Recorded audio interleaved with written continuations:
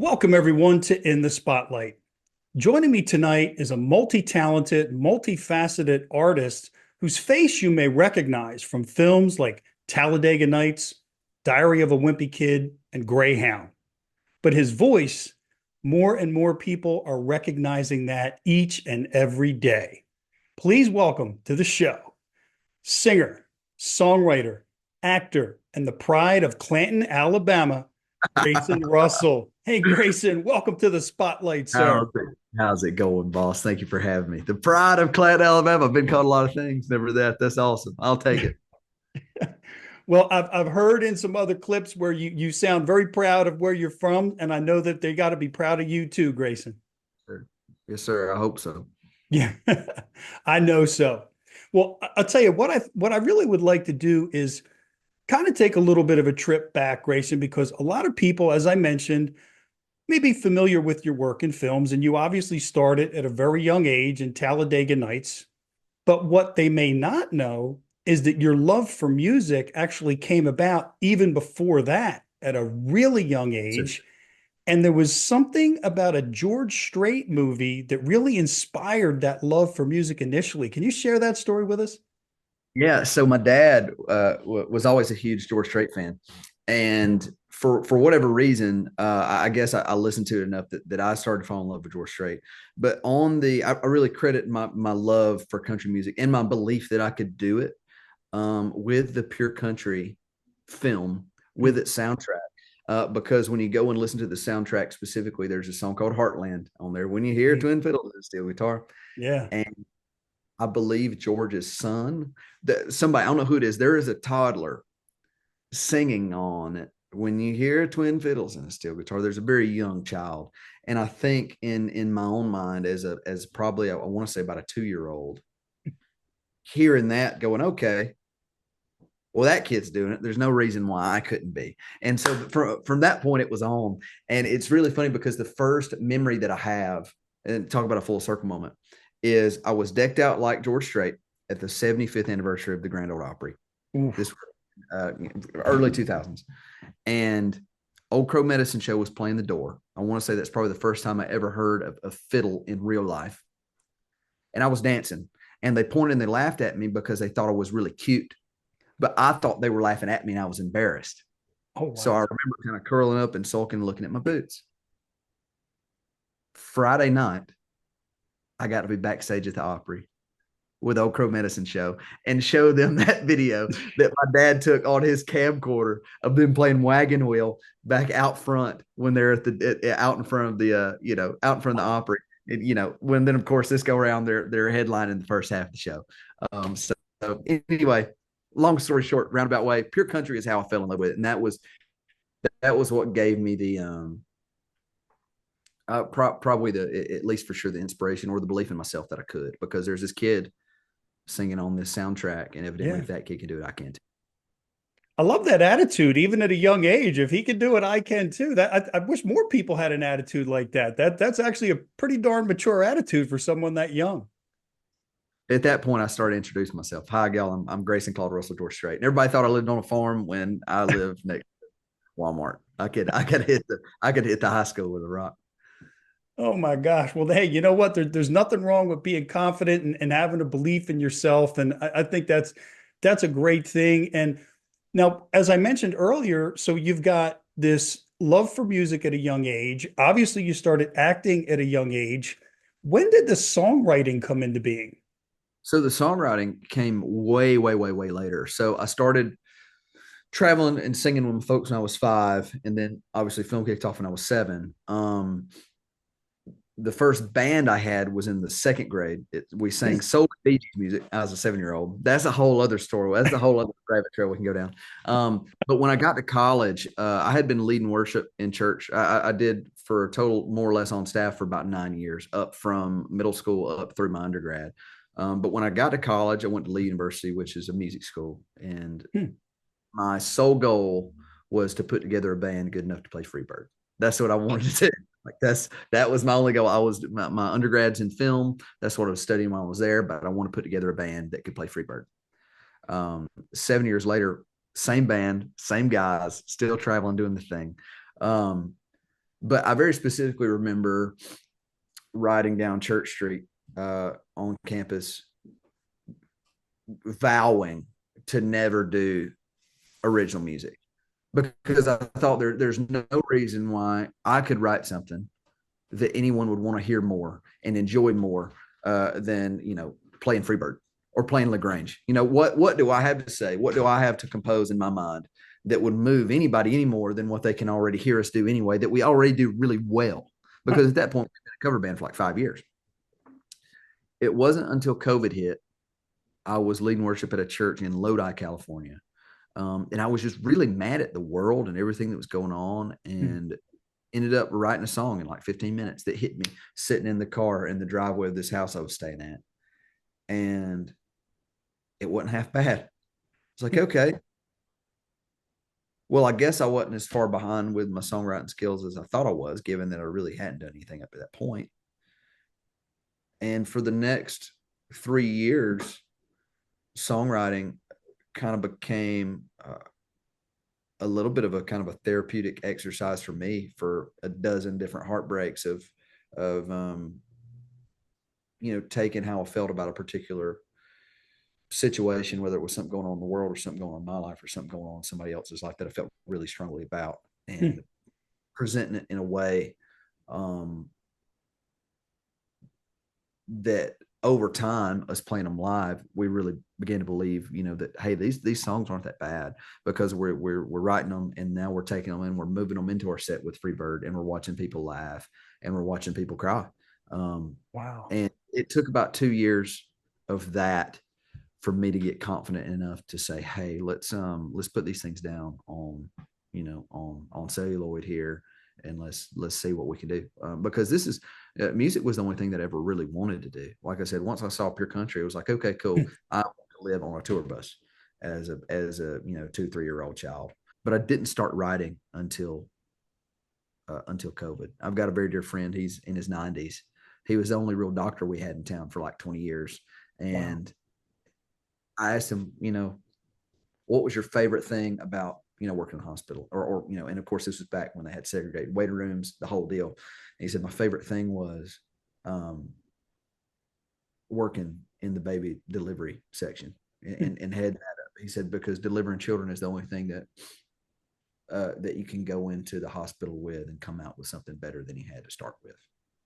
He said, that's the only time you go into that situation and come out with something better than you had to begin with. And songwriting is very much that for me. It's going into a really, really tough situation, because I have to be really moved to get to the point where I'm mad enough or bawling my eyes out enough to write. It's the same process for me going into a tough situation, something good, but it didn't start until COVID. Wow. So Grayson, when you're writing a song, when that inspiration hits, because over the years I've written a few myself, some originals, some parodies, all different kinds of things, and it's amazing how once you start doing it, you can almost get the wheels turning, and you can start doing it more, and those inspirations can come more frequently. But do you get a melody? Is it lyrics that come to mind, and then you find a melody? How does that work? Most of the time, it's the same time. It comes at the same time. It'll be, more often than not, it'll be a chorus or it'll be a singular line. Here lately, it's been choruses, and the words and the melody come at the same time, and then, but more often than not, whatever section that doesn't hit right then. So if I get the chorus immediately, I have to work, to get the verse down and figure out what melody that is. That's a little more heavy lifting there. Sure. Whatever comes to me usually comes to me at the same time. The lyric and the melody comes. My only issue will be when the lyric comes in, but the melody that comes with it is very similar to something that I've already written. That's my biggest issue sometimes that I have with that. And then it's trying to take that lyric and move it away from the natural melody that it comes with, moving it away into something that's its own. Yeah, and I smiled, Grayson, because I had the same thing, but probably for a little bit of a different reason. I was a very limited guitar player. I'm more of I was lead singer and a drummer. In Yeah. fact, when you talked about Freebird, when I was in high school, I had a band that played Freebird. And during the long part at the end, I had nothing to do for 10 minutes. So I taught myself the drums so I'd have something to do. Yeah.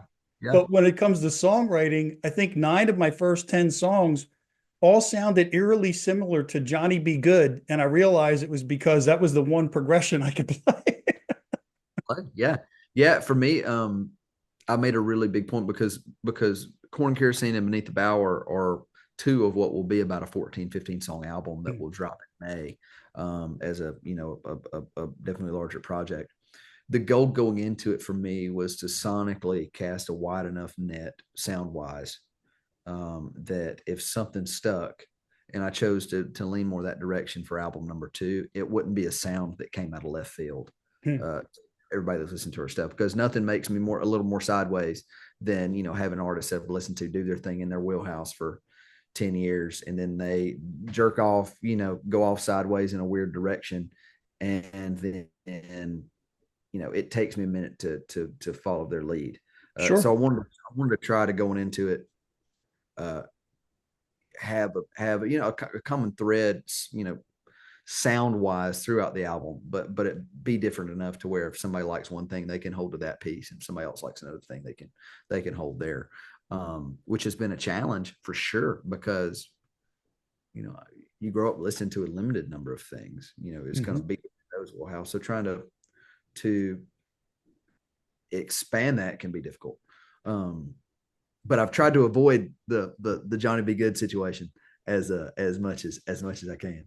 Yeah, and that's clear even in the first 2 singles that I've heard in terms of Corn and Kerosene and Beneath the Bow. They're definitely different. They're both fantastic. And it's funny because I've spoken with so many people who, in today's world, genres aren't, some people don't want to be painted into a box or put into a box, musically. But by the same token, you made a great point in that if you're putting out a certain sound and then you come along at some point and put out something completely different, it can kind of throw people a little bit.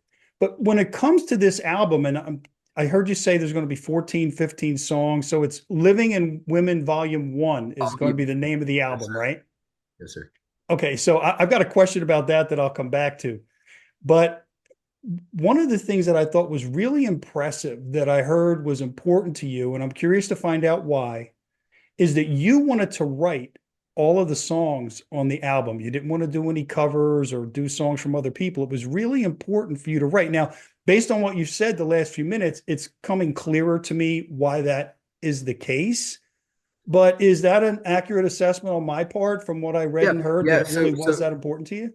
So there will be 2 covers on there. One is I Can Only Imagine, which is the first song that me and Dad recorded as when I was a 6-year-old. That's the first song I learned to sing. So going back to the Imagine House, it was really important for me to us redo that. That'll really be the only cover on there. It's important to me to write all of them, at least for this project, because I wanted people to know that I'm here to stay. Like that this isn't something that I'm just doing because film dried up or something weird, which it didn't. By the grace of God, I'm a regular on a TV show for the first time, which is a blessing. Um, but I wanted people to know that I'm here, and I intend to be here and be present in this genre, and in this industry. And I wanted to be respected for what I can do. Granted, the amount of life that I have to live in order to write some of these songs, I don't want to do the rest of my life. I'm more than happy for somebody else to write the entirety of everything else that I do, so that I ain't got to live through half of this crap. But yes, it was very important to me to write everything, because I wanted everything to be as solidified as I could coming into this, so that I want to hedge my bets to where when people start to throw rocks about, okay, it's a film guy that's switching over, they understand that I'm really intending to be here, and this is something that I have done my whole life. It's just that everybody's just so happening to hear about it at this point in time. I mean, it was really important to me coming to Nashville when I moved here, that I get to play, Whiskey Jam and Live Oak and Listening Room and the Bluebird Cafe, because that's the chain. That is the channel you're supposed to go. I didn't want to, be like somebody who hits it big on TikTok and step over everybody's head, because that's short-sighted and more often not short-lived. And I want to be sure that, when the rocks were thrown, that somebody's got something to throw some rocks at. And one of those big points to me was writing the whole album. Yeah, and I commend you for that. And I think again, anyone who listens to either of the first two singles, and I'm looking forward to the ones coming out in addition to the full album next year, will understand that you're not just talking the talk, you're walking the walk. And I did want to just circle back real quick on the cover you mentioned. I can only imagine, because to me, even though it's a cover, there's a pretty special story behind that. First song you performed when you were 3, then first song you recorded with your dad when you're 6, and then there's a really cool connection in terms of where you recorded the album that has to do with that song and that band. Yeah, I can take through that. That's no problem. The first, I guess, what it came down to was Dad was asked to sing a song in church, and for whatever reason, I can only imagine was the one that he picked. And to my knowledge, every time he went to rehearse it, I would just sing it with him, to the point that he was like, "Well, I guess if he's cuter singing it than I am, I'll just let him do it." Um, so I sang it. Yeah, I was 3 years old. That's the first song I ever performed by myself. And then when my dad went to cut his first record, called "Who I Am," is a kind of Southern gospel CCM album. He got me to come in and record that with him as a duet. Fast forward, gosh, 20 years. I ended up on a retreat with a lot of the guys from Mercy Me, which is the band that performed I Can Only Imagine. And they knew that I was getting ready to cut my record, and said, "Hey man, we've got this new studio we just set up in Motley Crue's old house over in Franklin. You should come and cut your record there." And so obviously, when given the opportunity to go cut a record, you go cut one. And I got there, and there's a sign on the right by the door, Imagine House. And it's the studio that I'm cutting my first real solo record. The studio that I'm working in is built on the proceeds of the first song that I ever learned how to sing and the first song I ever recorded. Wow. So it was a huge circle for me, to be able to do that. And then of course to have my dad, sing with me, again on it is that's a blessing. Yeah. And that's one thing that's really coming through, Grayson, is, and not only in your music, but also in just listening to you as we're having this conversation. And I think it's a really critical component to long-term success. Like you said, you're not someone who is in films that's coming over to dabble in music. This is something you've loved from, the earliest days of your life, and something you're committed to. But there's a genuineness and authenticity, and also, from what I'm hearing, faith is really important to you as well. And those are 3 things with some of the Hall of Fame level performers I've had the blessing to be able to speak with, they all have in common. And it really is resonating from you too. And I just wanted to share that with you. Thank you. I appreciate that. Sure, absolutely. Now, in terms of the second song that I mentioned, the second single from the album, Beneath the Bough, very powerful lyrics, very powerful story to it. Can you tell me what inspired that song? Yeah. So the the good Lord has it's been amazing. The doors that He's opened, and that are obvious, and the doors that He shut and that were obvious. One of the first shows I got to play in Nashville was at Johnny Cash's farm over in Bonacqua, Tennessee. It's kind of close to Dixon, about a half hour outside of town.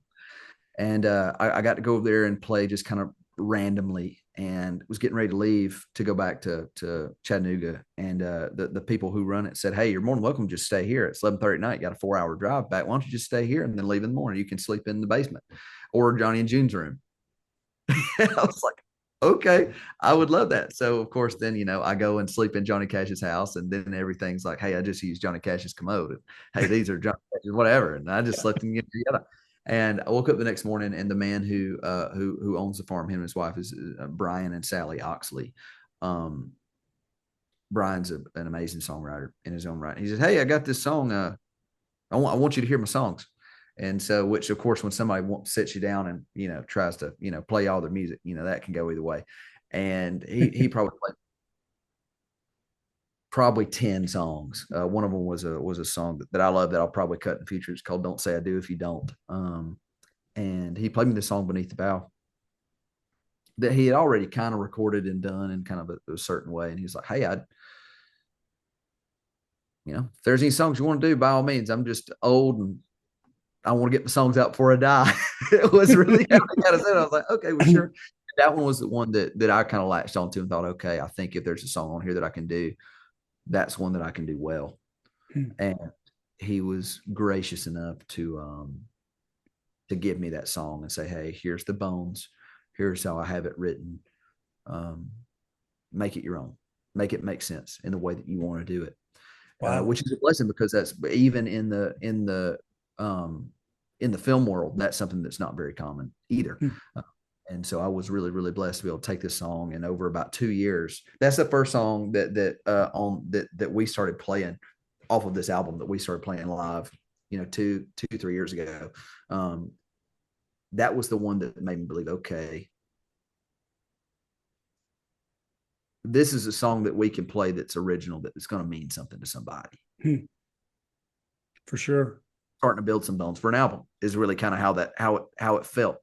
And just seeing the reaction to us playing that song live.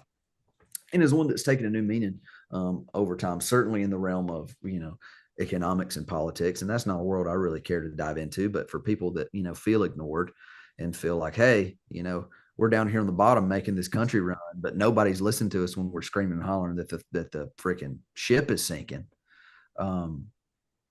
That's a metaphor that the song kind of began to take life and speak for, in the amount of people that I've had come up, to me afterwards, to the band afterwards, going, "Hey man, I work beneath the bow." Like, wow, that's what I do. The identity that song's taken over time, even before we released it, has been amazing, and was nothing but confirmation as to, hey, this song needs to be out somewhere when it's good and ready. But that was the first one that was really presented to me as, hey, and really the only one on this album as, hey, take it, do what you will, and just do it justice. And I was very grateful for that.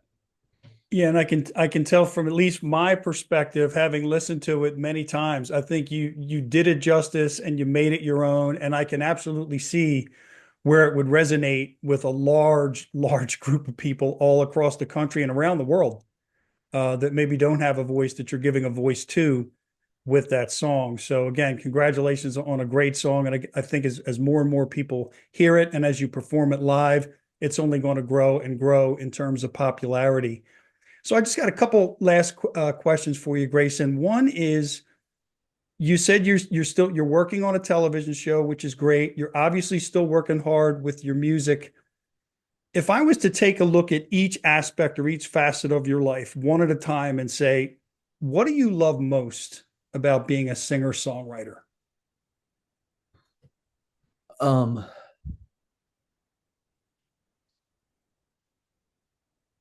The thing I love the most about being a singer-songwriter is watching people be moved by the songs I've created, because that's nothing that you're not guaranteed that.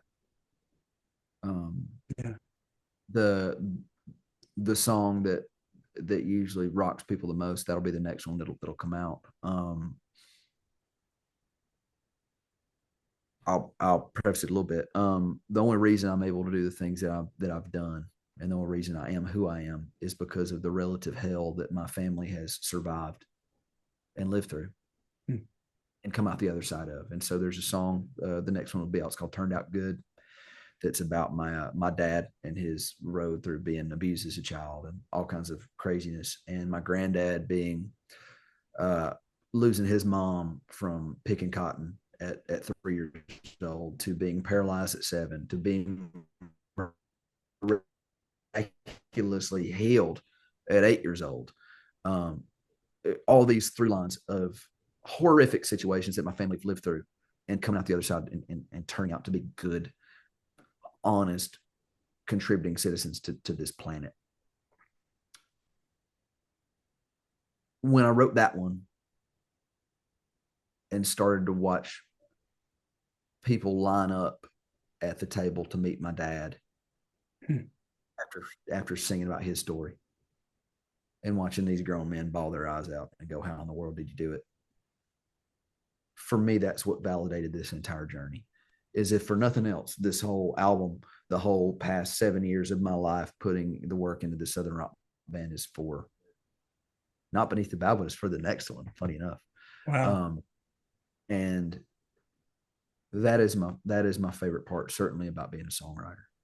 Out of being a musician and a performer, it's I want to say one of the guys from I watched the movie Chariots of Fire about the track team. I can't remember his name, but one of the guys that was on that team said, I feel like when I run, God finds pleasure in that. I don't doubt that. And that's how I feel when I'm playing music. And that's how it's been my whole life. Not that it doesn't feel that way when I'm doing film, but it's different because I'm playing someone else. Yeah. Stepping in somebody else's shoes. Somebody that might mean really well, or someone that might mean destruction. That conveys an entirely different message. But I get to be me, good, bad, or indifferent. I get to be me when I'm doing my music and when I'm writing it. And I know the good Lord's pleased in that when I'm doing it. And just to see the reaction of, how people view it validates the experience for me. Sure.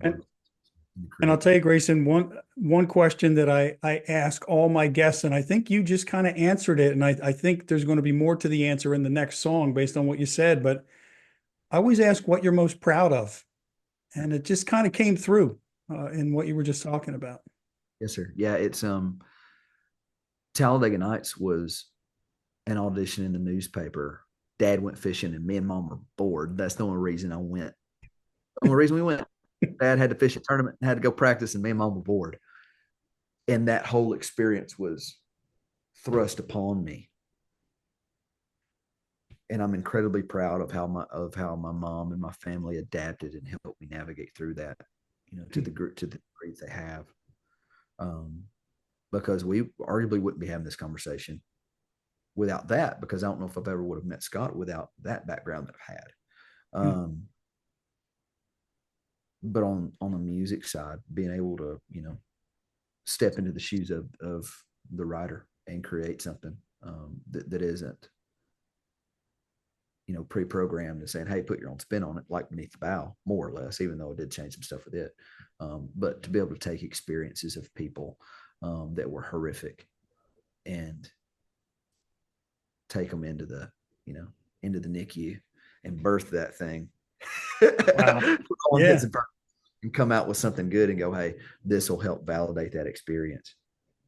Yeah. So that, if nothing else, the people that are out there listening to us sing turned out good, know that whatever hell they're going through, it can end with them.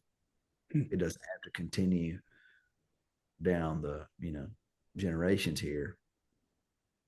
But we're able to do it in a way that we can go back playing Skinnerd or Corn and Kerosene or whatever, because Corn and Kerosene is just as central to my being, because it's okay, what are you going to do and how much work are you going to do to follow the dreams that you're supposed to be doing? How far will you go? What work will you put in? What will you sell? What will you buy and resell so that you got enough money to pay your freaking band so that they'll come along with you? No different than, grandparents that sold drugs or made liquor or anything else. What will you do to keep the wheels turning, to keep the train on the tracks?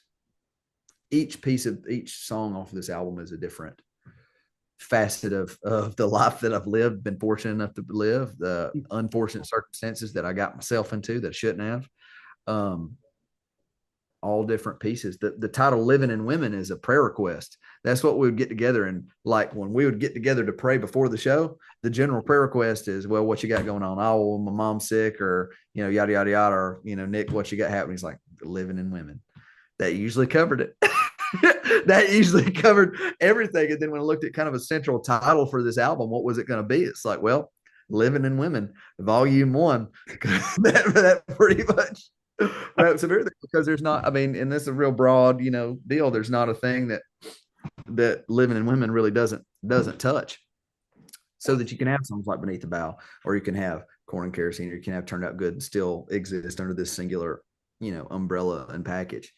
Anyway, boy, I'm long winded. I No, apologize. I'll tell you that, but I think you covered it all though, Grayson, and I appreciate you touching on that because I did want to circle back to that title, and now I know, and everybody watching knows the story behind the title of the album, and I think ultimately what you're doing. Before I ask my last question of you, I just want to say that you're taking all these experiences, all these things, like you said, the good and the bad, and you're really creating one heck of a gift, a musical gift to be passed on to everyone out there who's going to have the opportunity to listen to it. And I'm looking forward to the next song and all of them, and to the album, which I believe you said is it next May that the album will be released? Yes, sir. Yes, sir. That's the plan. That's the plan. So there'll be 14 or 15 songs on it. They'll be coming out in May. So we'll drop more or less a single a month up till May, so everybody can kind of get a taste of the kind of the four corners of kind of where this album's going to be Okay. landed on. It's the kind of four extremes, 4 or 5 extremes, and then everything else will kind of fall in the middle. All right. Well, then my last question for you then is, other than the album coming out next May in 2025, which I'm looking forward to, what else is on the horizon for you on any side of all that you're involved in? Man, I just graduated with a degree in a master's in clinical mental health counseling. That's something that was new. I did so much work with actors on set, so it was like, okay, good Lord, if you're gonna put me in this situation, I at least will know what I'm doing.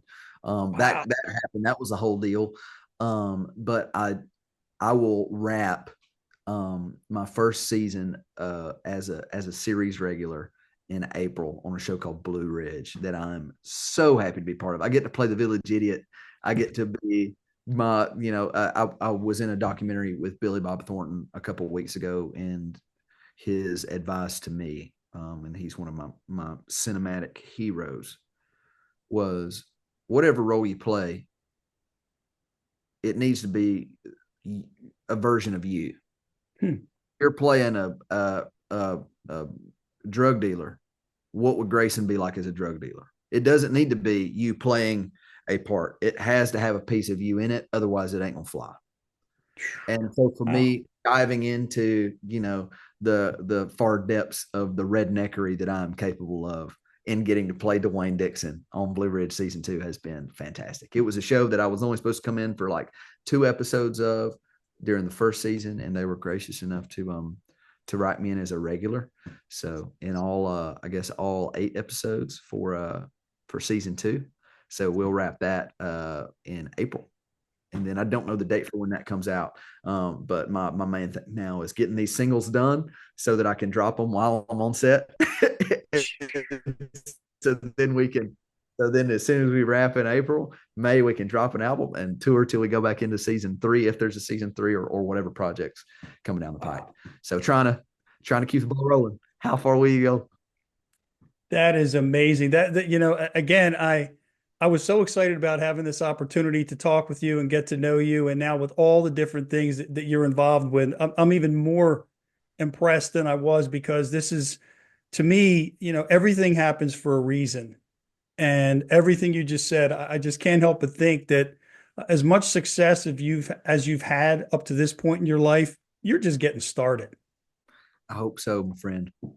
I hope so. It's been a blessing. And for me, I've kind of lived, I guess, the past few years of my life going, you know, I've been able to hit such a relative level of success with the music that I've played and the films that I've done, with Talladega Nights and Wimpy Kid and Greyhound getting the Oscar nod, that most people never get to do while their grandparents are still alive, much less their parents. Most of the times when they hit it, they're in their 50s or 60s. They're pulling a Morgan Freeman and driving Miss Daisy. And the people Yeah. that have supported you this whole time aren't around to see you do it.